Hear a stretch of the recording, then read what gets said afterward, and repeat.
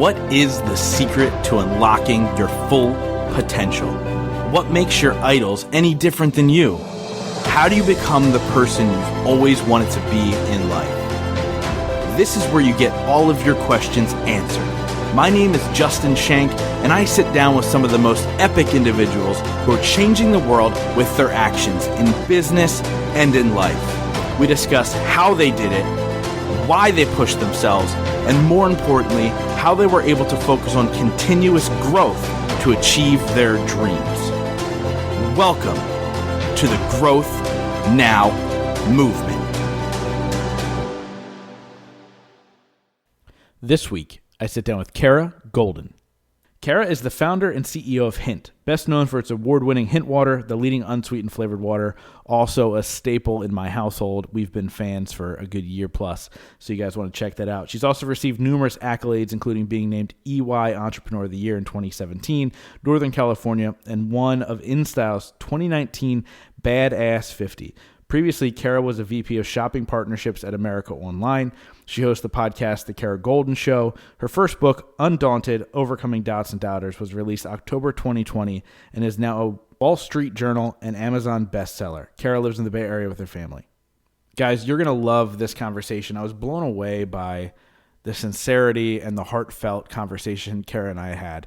You're going to enjoy her journey, how she overcame, and how she really broke through the entrepreneurial stereotypes. And the truth is, we can all be entrepreneurs if we're passionate enough about something and we do the work to figure out how to do it. I just really love the conversation. I know you guys will too. And as I said earlier, Hint is actually a product that I highly endorse. Not sponsored, but highly endorse Hint water. It's phenomenal. It's a great substitution for drinking soda and everything else in between. It is delicious, refreshing. And this is not a joke. I just finished a bottle of it. So make sure you guys grab a bottle of Hint water. But more importantly, grab Kara's book.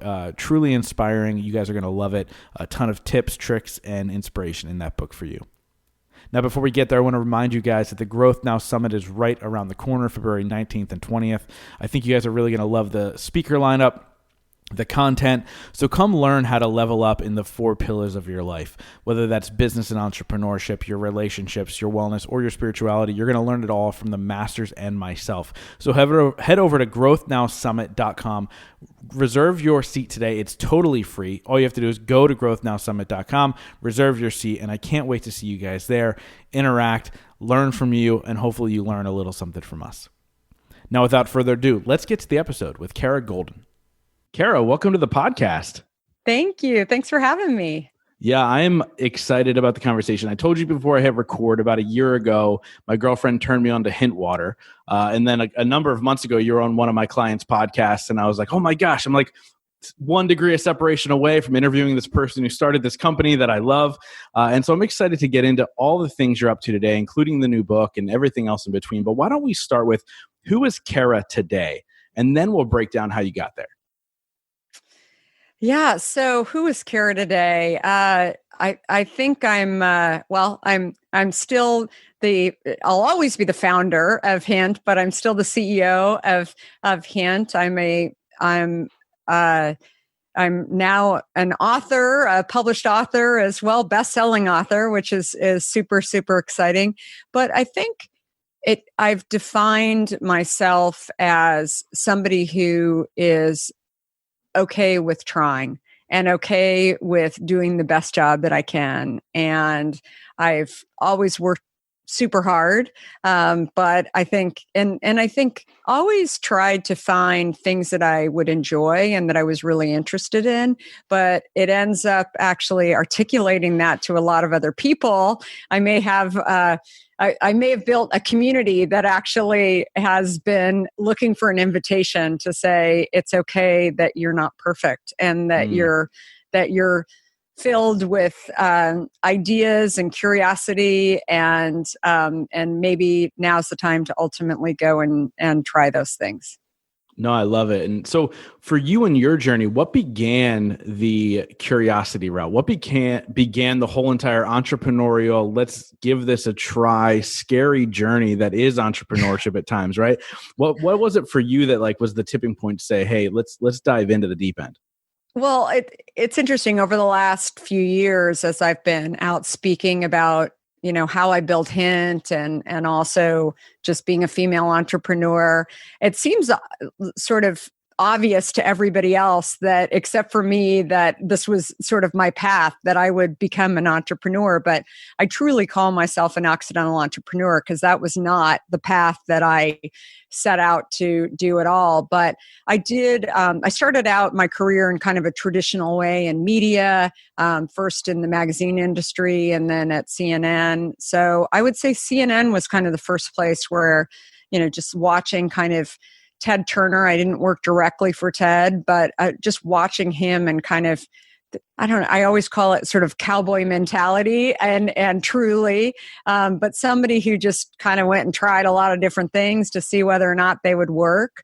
I really liked that. I loved the excitement of that because it kind of demystified, the fact that, I don't know, I just felt before starting even my first job at Time, that it was just this big mystery to me how things ultimately got created or how they got successful. And then I watched Ted just kind of let's just go try and see how it works, and you're like, okay, that sounds good.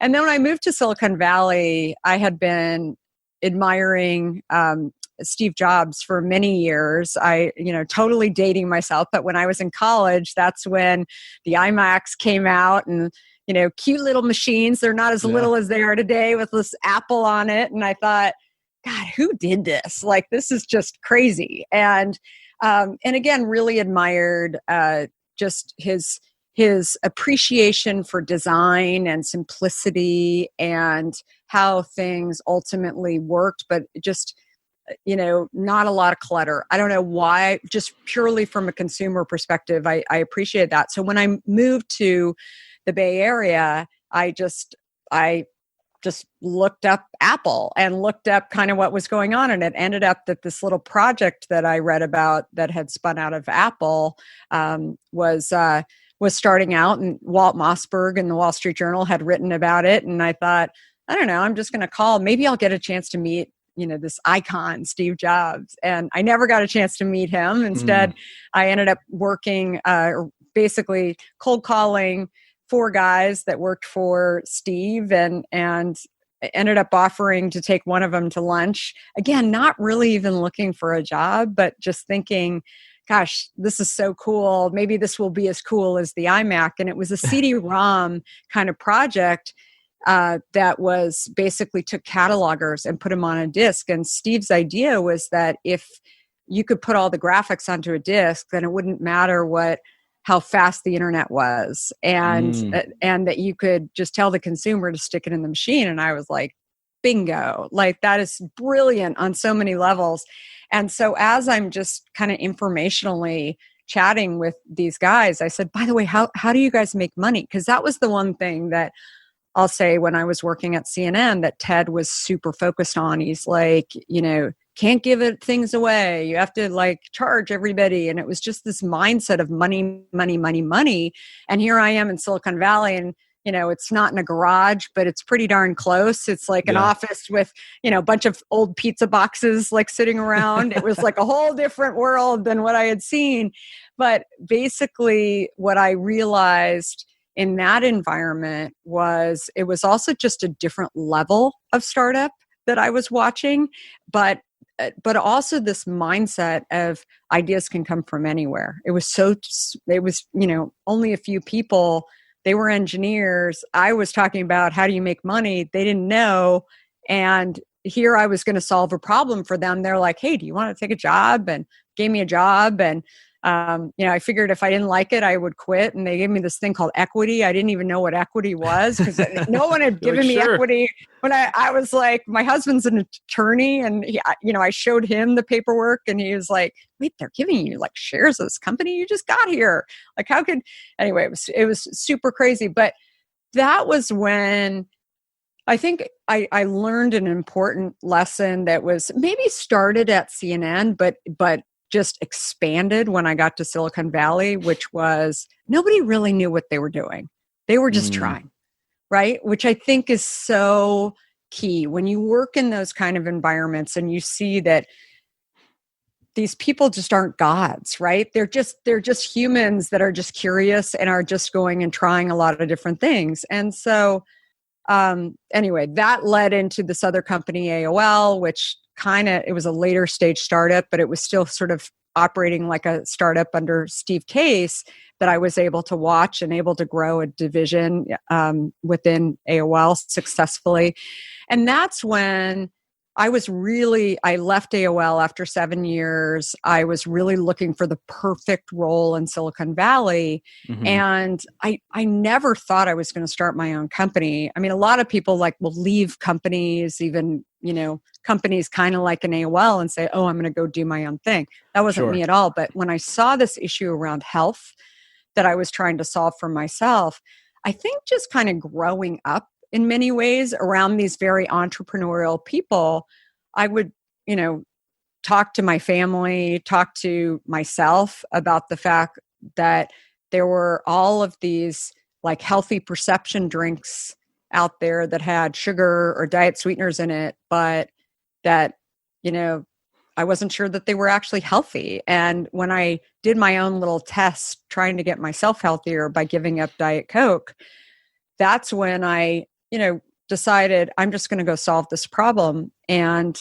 I wasn't working. So at this point I'm grocery shopping at this new store called Whole Foods, and I'm bothering the guy. All my friends are working, right? I have no friends at this point. So I'm going to Whole Foods saying, hey, how does a product get launched on the shelf at Whole Foods? And he is like, oh, have you ever worked in the beverage industry? And I'm like, no, but how hard could it be, right? Yeah, right. And that's when that's when again my curiosity kicked into gear, and he started helping me to kind of define exactly what I needed in order to launch a product. But it wasn't until I actually got it on the shelf and really people around me, my friends were saying, oh, that's so cool that you launched a company. And I'm like, I did?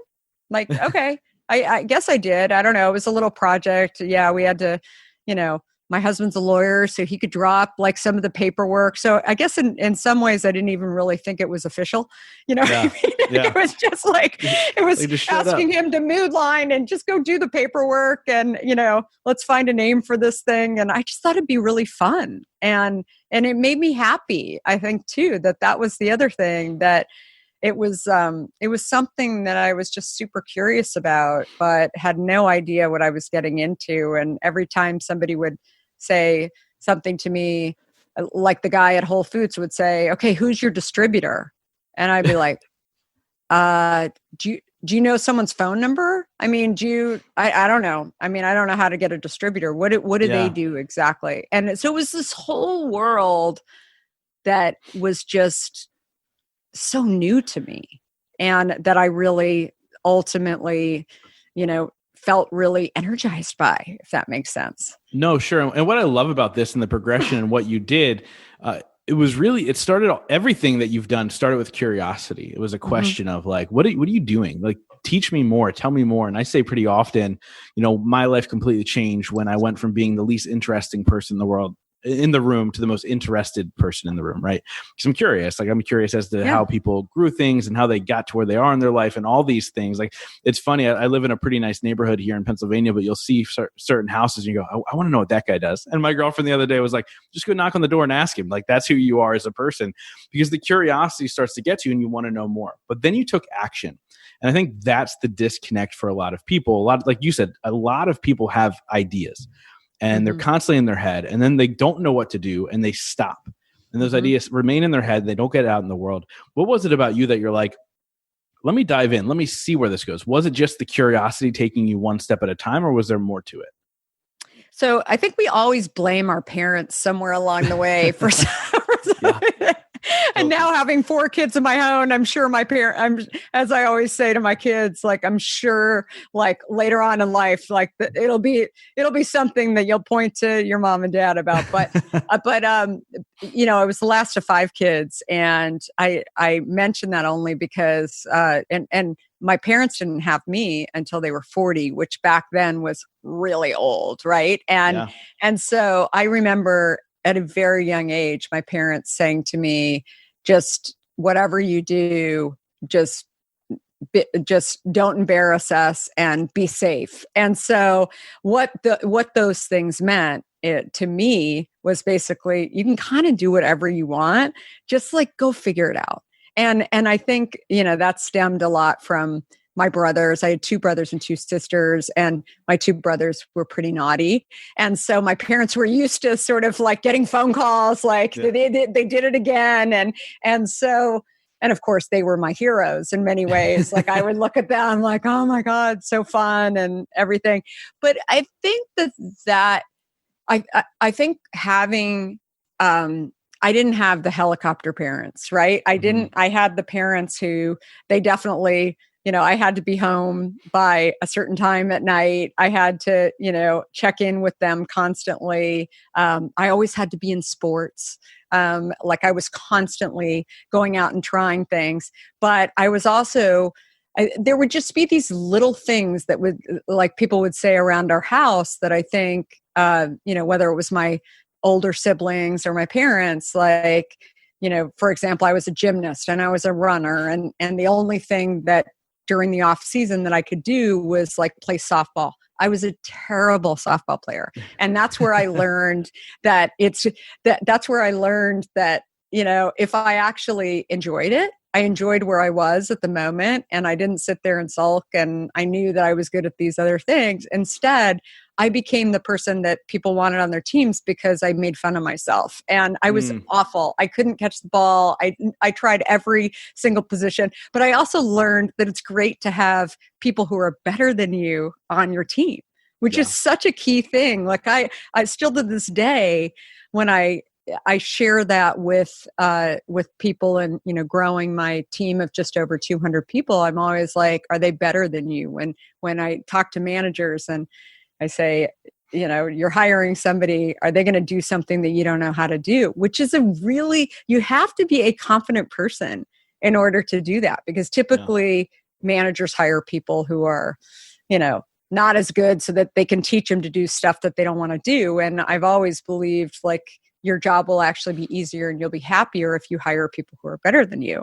But again, you have to get used to that like mindset. And again, I think that there were things that I would do growing up that was just based on the fact that I just didn't have the direction. I just had to just go figure things out and ultimately just go try things. And my dad was actually, I talk about him in my book, he was kind of a frustrated entrepreneur. I don't know that he would necessarily call himself that, but he would always, talk about if he, wasn't in a large company, here's how he would run it. If he would, and I was, the sassy kid that I was, and not until I actually started my own company or had my own kids did I really realize what a nightmare I probably was, growing up to him.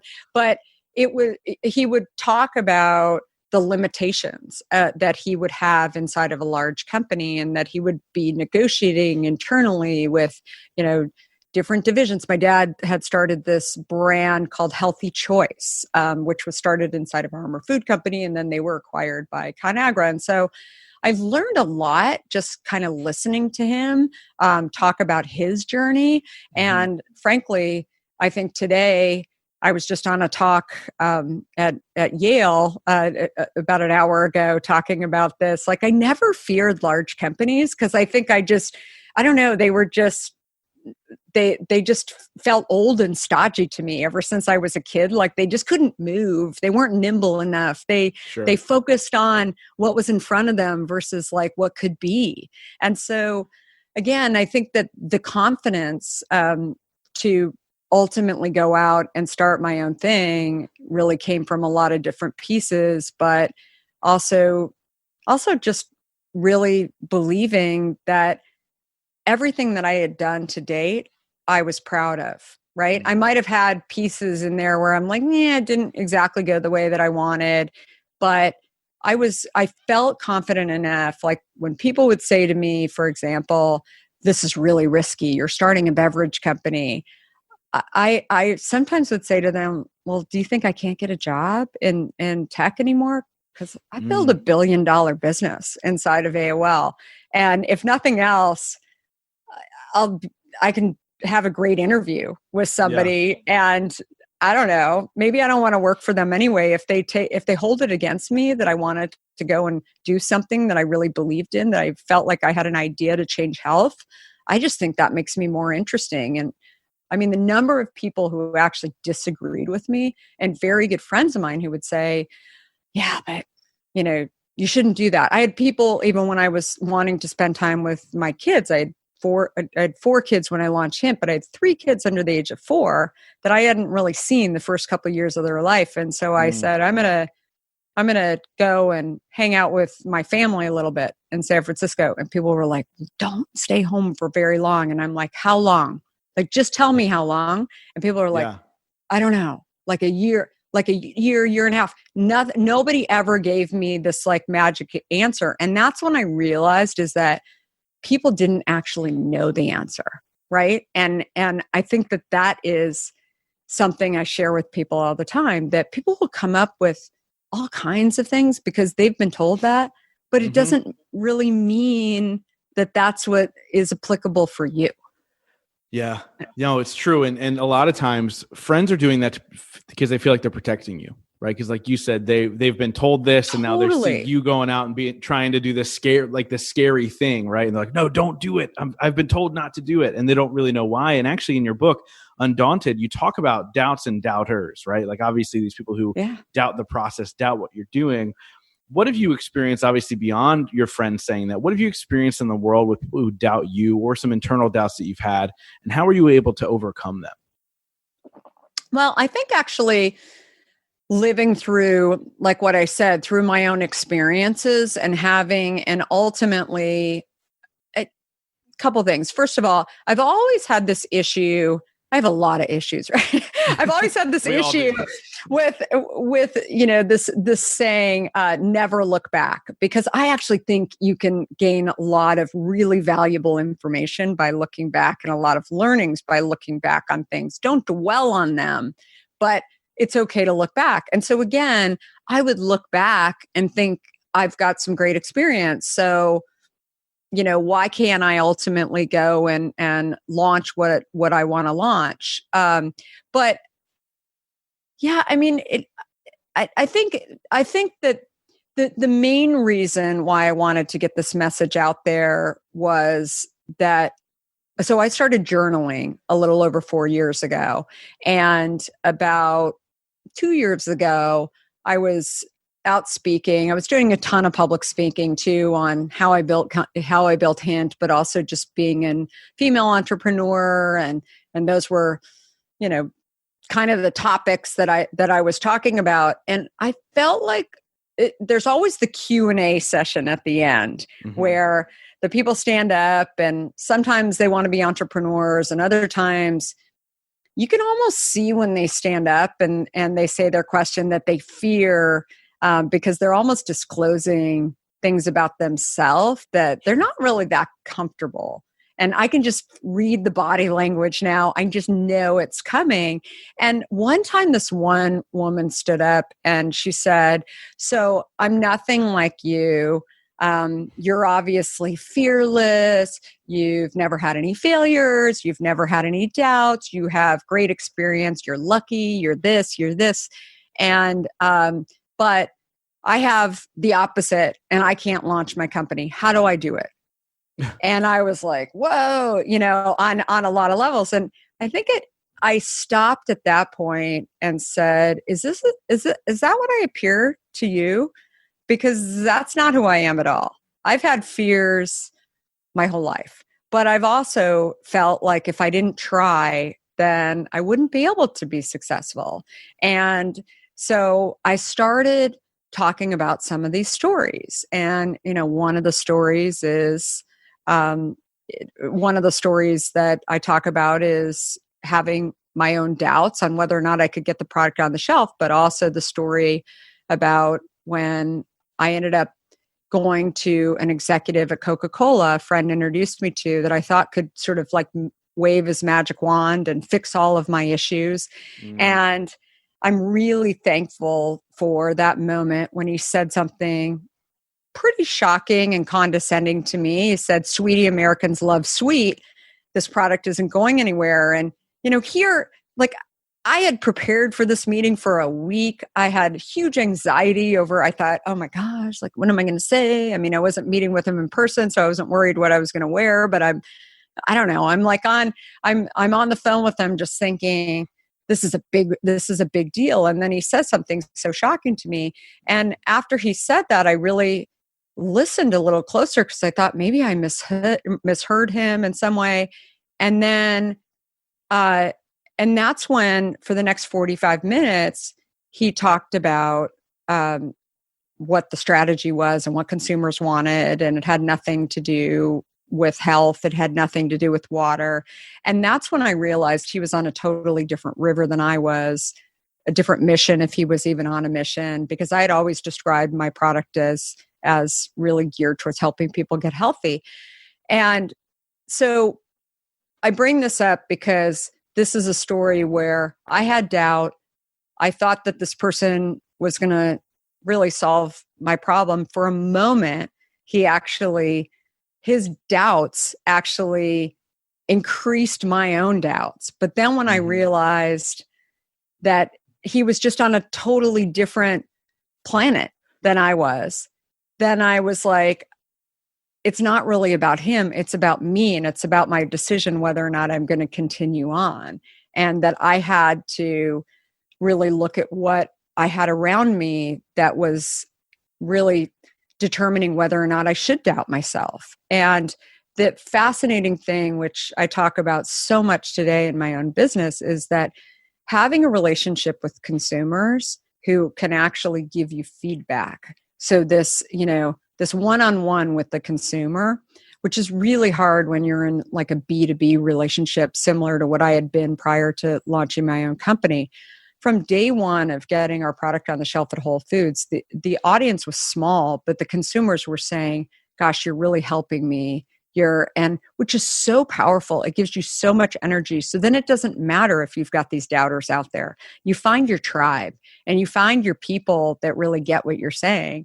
And I think that ultimately allowed me to keep moving. So just closing on that thought, I think that I felt like through my own stories, after giving a few of these talks, I started hearing from people they'd write into our customer service line. They would write to me on LinkedIn saying, God, you really helped me get through my issues. And it wasn't just beverage entrepreneurs or it was like college students. It was executives at other firms saying, yeah, I can go do this if I just go try and sort of look at like, what is the financial risk? What is, the things that are tangible? And then these other things that are, should I worry about them? Should I not worry about them? But actually just like really hitting all of these points head on and figuring out how to move forward is really the key.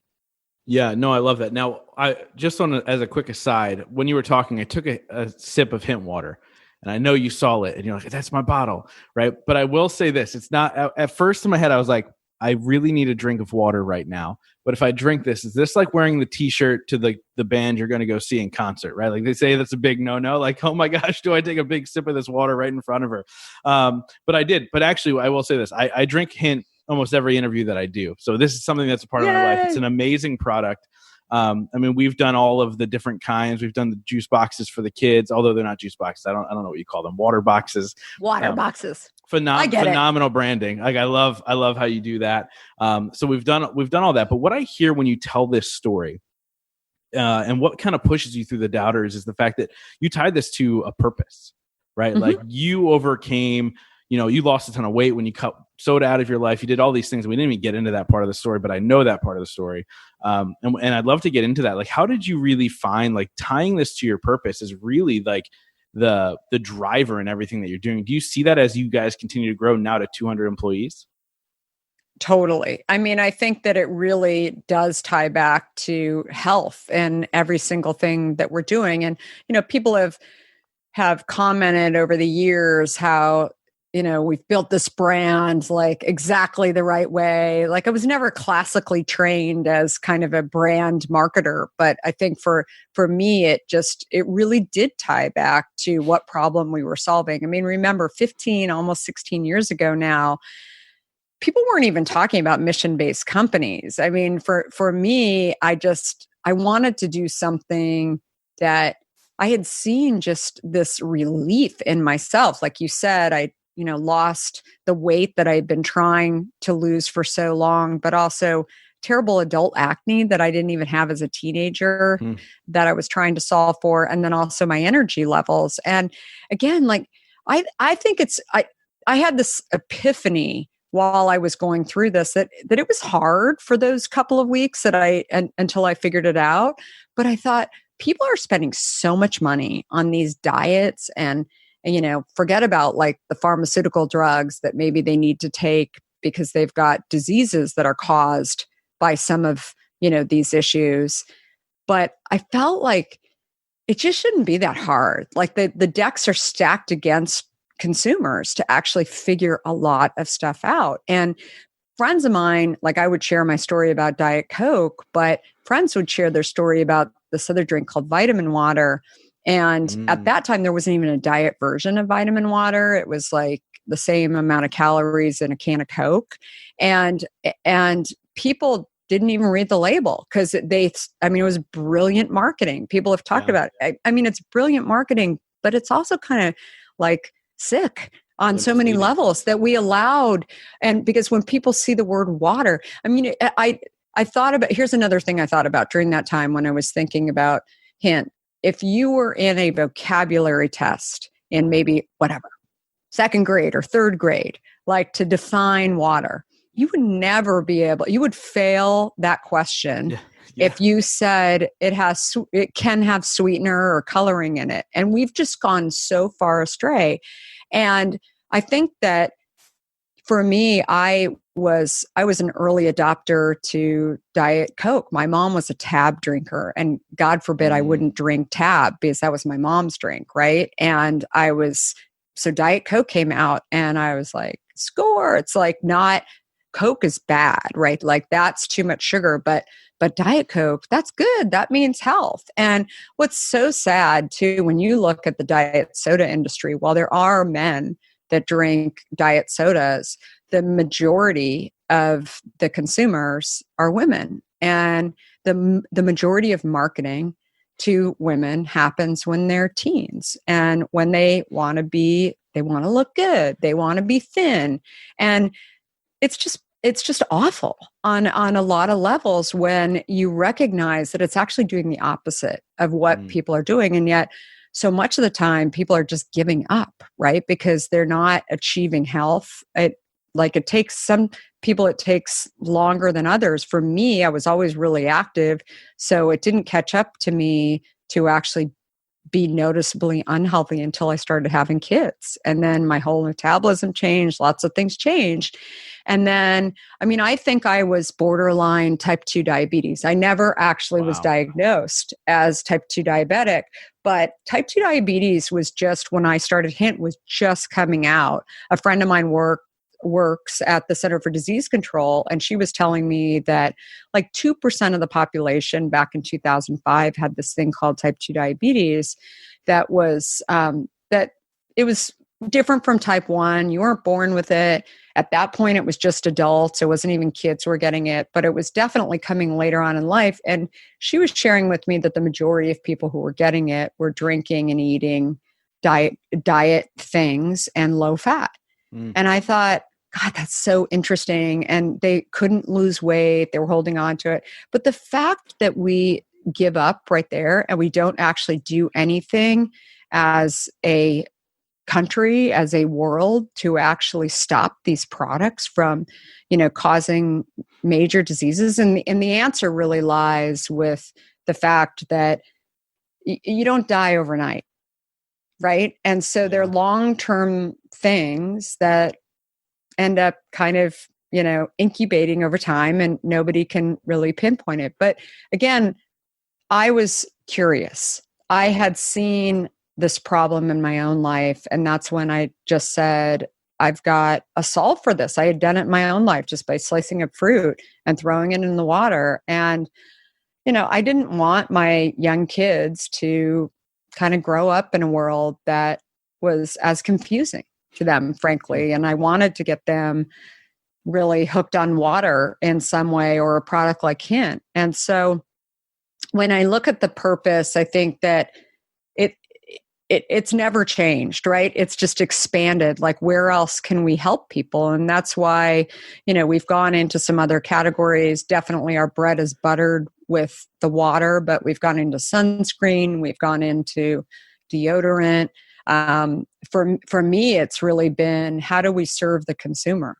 And what was fascinating when we launched those categories a few years ago, I remember when we launched the sunscreen. Have you tried the sunscreen?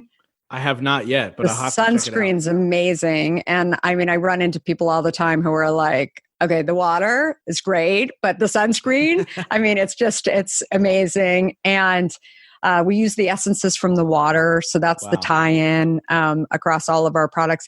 But but what was the most interesting thing in launching the sunscreen that I didn't know when we launched it, we put on the front of it, of the bottle, no oxybenzone. So I had basal cell skin cancer on my nose that is sort of the best or the worst that you can have on your nose or on your skin. And so I knew I needed to start wearing sunscreen. I didn't wear enough of it. And that's when I was looking around at all these sunscreens. First of all, sunscreen that I really wanted, that I felt like had great ingredients, was like $60 a bottle at a dermatologist. And I thought, why is it so expensive? And why should it be expensive if people really want it as, preventative, right? It's just crazy.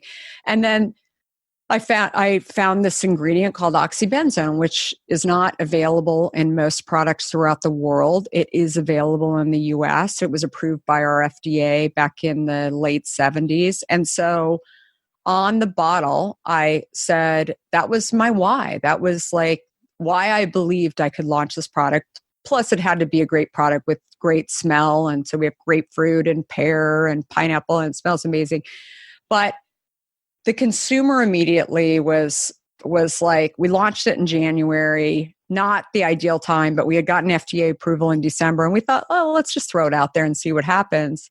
And what was so interesting, about 2 months after we launched it, one of our consumers writes to us and said, did you see that big sunscreen company just launched a sunscreen and they put no oxybenzone? Wow. And so we suddenly, just by launching products, we can not only help the consumer by giving them a great product to buy, but we can actually force categories that don't see us coming to ultimately reformulate. And that also helps the consumer. And so that's a really powerful, incredible position to be in. We just did it during the pandemic with hand sanitizers. And, people say, like, why did you do it? And I said, look, we're a company that is focused on health, but also we wanted to show, how many hand sanitizers have been out there this year that you've smelled? Like they smell rancid. Bad. We've had pulled off of the market. It's just awful smelling. And so I thought, if we can actually do it better and really give our consumers the option to actually buy better, maybe they'll stop giving consumers crap to buy. So that is really the purpose of the company.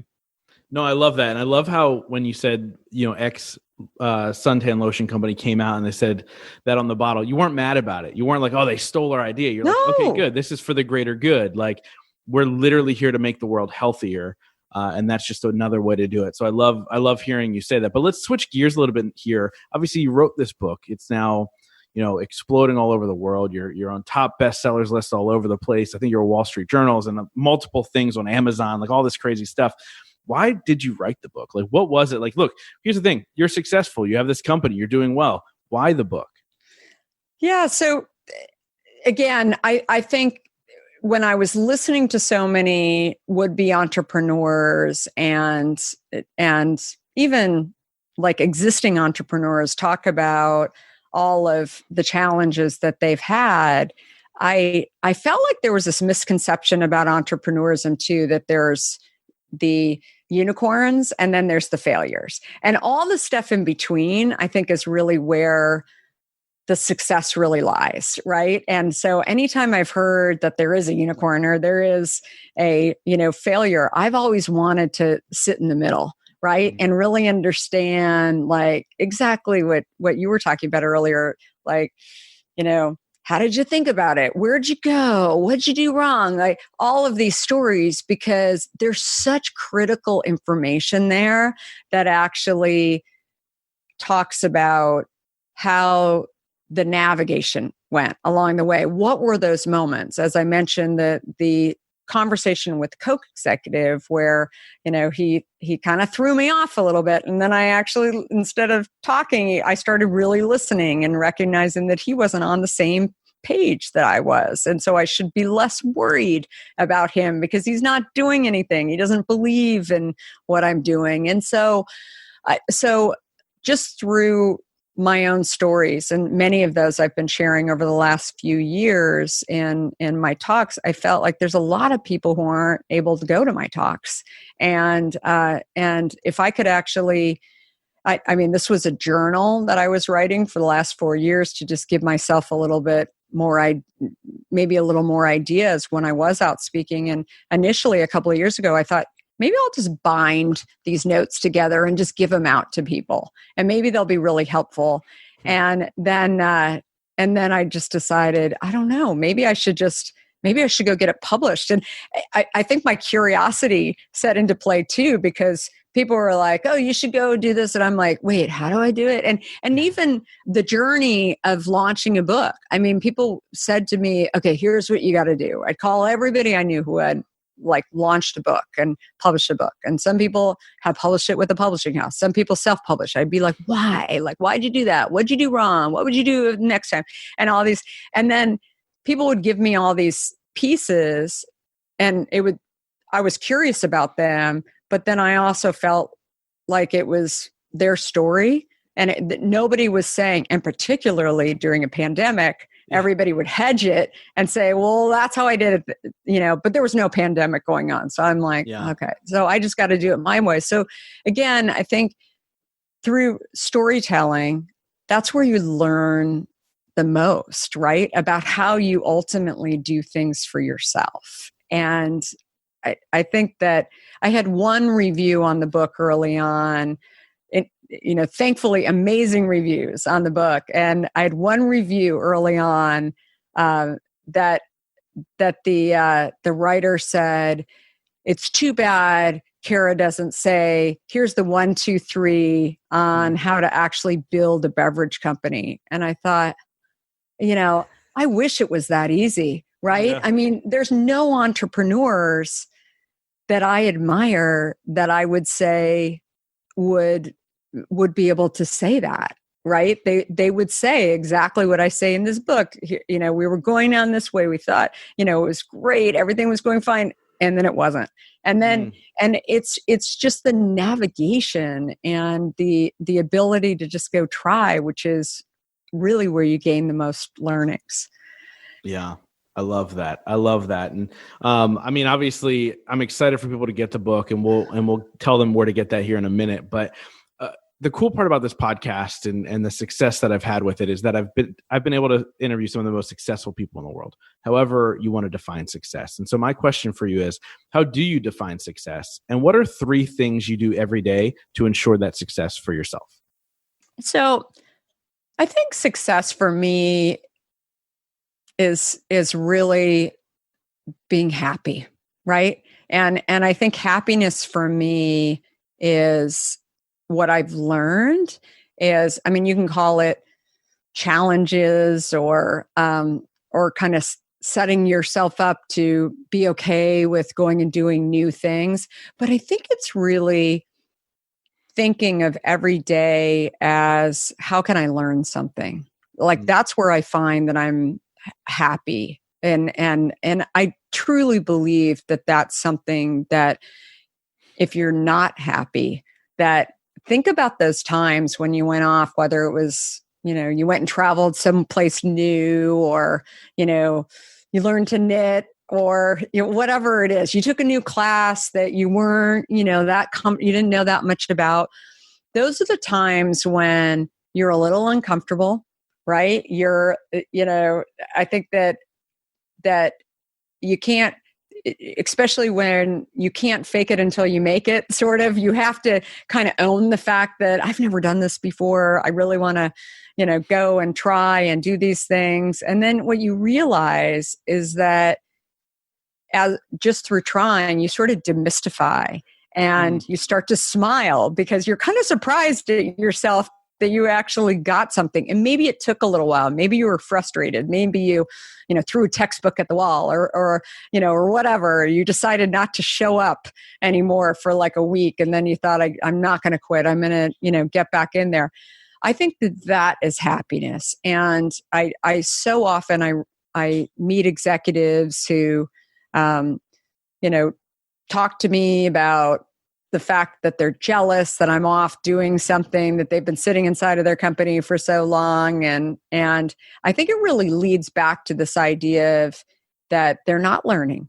And that's where, if you're not learning, it's tough to be successful. So I would say happiness and figuring out what ultimately makes you happy. But being a lifelong learner, I think, is something that is just so key for everybody. I love it. And so I wrap up every single interview with the same question. Before we get there, I want to get to the important stuff for the people listening. How do they get a hold of the book? How do they get a hold of your products? What's all the good information there?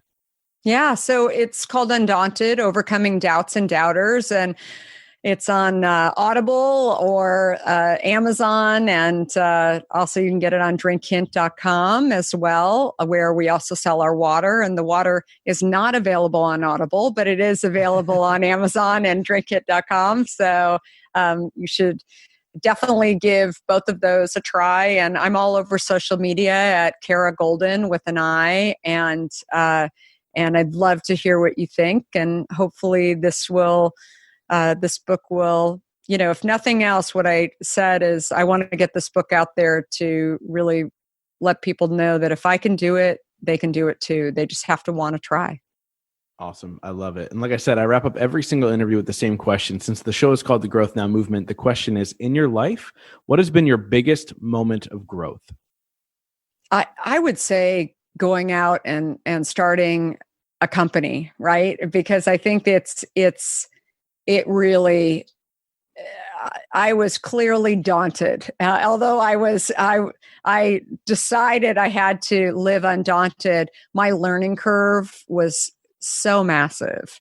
And again, just because you've been successful in some other place, when you walk into a zone where you may walk in thinking you don't really understand it, but then the further you walk, it starts to get worse and worse and worse. And so I think that the only thing that you can do is really recognize where you're getting traction and maybe where you pay close attention to where things aren't working out and figure out how you can adjust. And so that takes a huge amount of not